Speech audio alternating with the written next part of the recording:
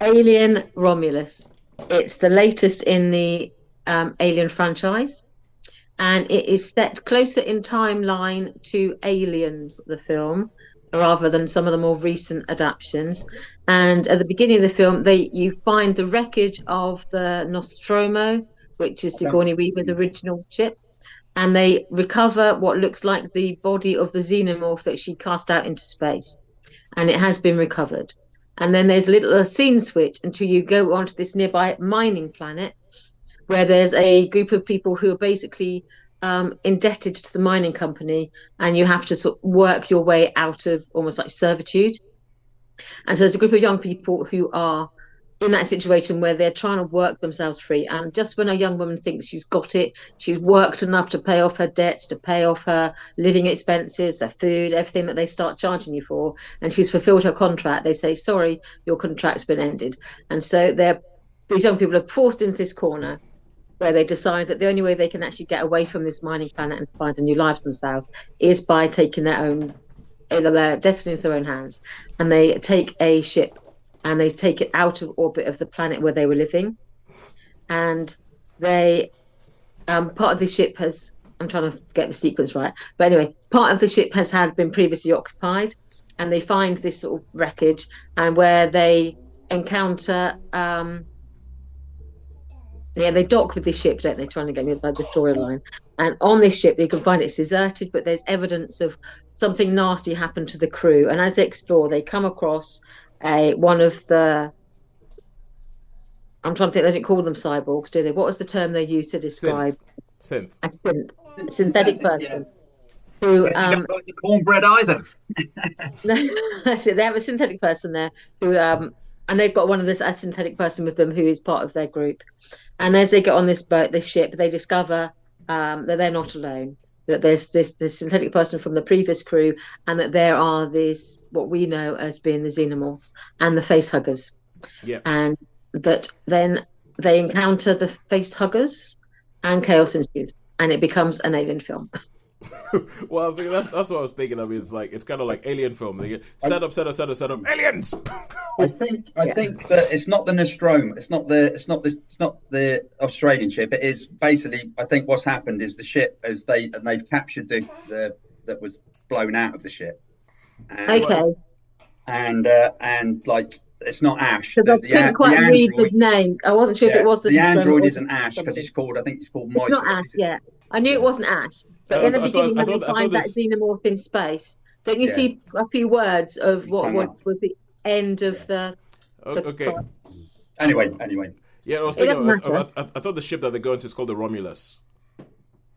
Yes, it's the two That's what parts. I'm saying. The Yeah, it's not Romulus this. and the Yeah, Remus. That's the research vessel. But the very, very beginning, when they're very set up, when you first see it, when they first find the xenomorph floating in space there, I think you see glimpses of wreckage, space wreckage. Right, okay. And don't you see an OMO on the edge of one of the pieces of wreckage? I didn't see that. And I thought maybe that was part of the Nostromo. That's Anyway, all. okay. Yeah, no, it probably was then. Okay. I missed that, obviously. All right, cool. But okay, so we've got the setup and everything like that. Then we So go it's to linked in, so it links directly into those early films, and then it also links into some of the sort of Covenanty ones. But anyway, it links in, and so you have a larger young cast who are then exposed to the xenomorphs, the face huggers, and then the mature ones who then chest bursters and all that. And then death ensues. Death ensues. So obviously with this film, anything, I think I'm not the biggest sort of like connoisseur or fan of the Alien movies or anything like that. I don't really know. I know that the first two are seen as classics, Alien and Aliens. They're seen as classic, and they're seen as like, the untouchable things. And almost everything that has happened since has been like, oh my god, why? What have you done? Exactly. So I mean, as people who I think are a bit more up on the xenomorphs and like and everything like that, you know your face huggers from your chest bursters and all that kind of stuff. What I want to know is, what was your initial reaction? Was this an oh my god, why? I must say I liked the first 2/3. I was like, yes, I like the tone of this. I like the color palette. I like the mood of it. I like that dripping ooze that you get from the grown up xenomorph. And the face huggers looking at that and everything. I liked it until you get to what I could only describe as the key change. the key change. Yeah, which I just for me that's when it just fell off a cliff. Then I didn't like the last quarter act, well, the last third. I would say I just thought this is to me. I didn't like it, but for that the first sort of the build up, um, it's when you have the whole who's next sort of element, and then you see the different emerging when they discover the things we know because we've got that where the audience who actually has that more knowledge than the actual participants. Yeah. So that bit I liked, and the sort of exploring the Romulus, and yeah, those sort of elements, the nods to the original films. Wasn't entirely comfortable with. Whoa, whoa, No, whoa, that was the bit. spoiler! Oh, Sorry, it's not him though. cut that out. I wasn't entirely comfortable with the. Yeah. I know, but I I know don't know that. why. I don't know that there's even that in this film. Yeah. Yes, you can cut that out. But I wasn't comfortable with that representation. I know that it was approved, but I was always looking for the joins.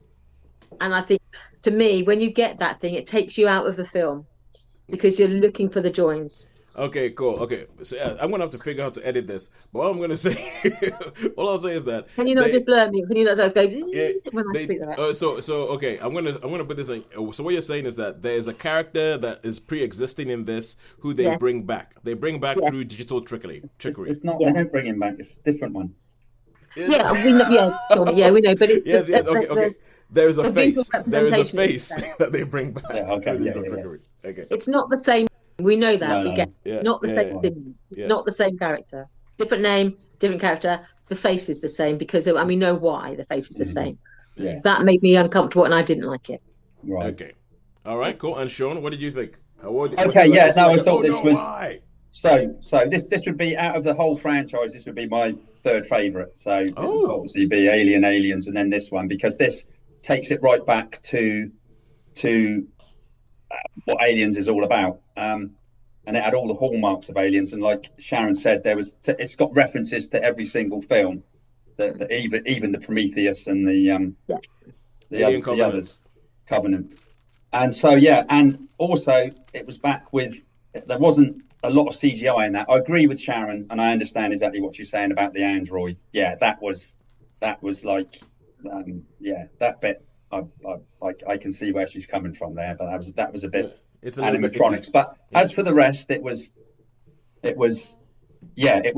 proper alien-fied. It was like how it should be. You had there's people running around. You had all the screaming, all the chasing, it was. I mean, I really really liked this movie. But what I think it was, I was so disappointed with the other ones. I am slightly different, and yet I don't mind Alien Resurrection. I think that's quite good, but everybody seems to hate that one with Ron Perlman. But I don't think that's as bad as everybody says. That's probably. And I love the actress. I absolutely adore this actress. She is my Kaylee Spaney, because she was in the Bad Times at the El Royale. Bad Times at the El Royale. In that, and she's great. And she was in Civil War, so she's getting. She was in Civil War. She was in Priscilla. She's becoming one of my top ladies, shall we say? So she's becoming one of my top ladies. I thought the I thought there was some of the British guy I didn't think was, I don't know, he quite didn't convince me. Is that David Johnson who plays her brother?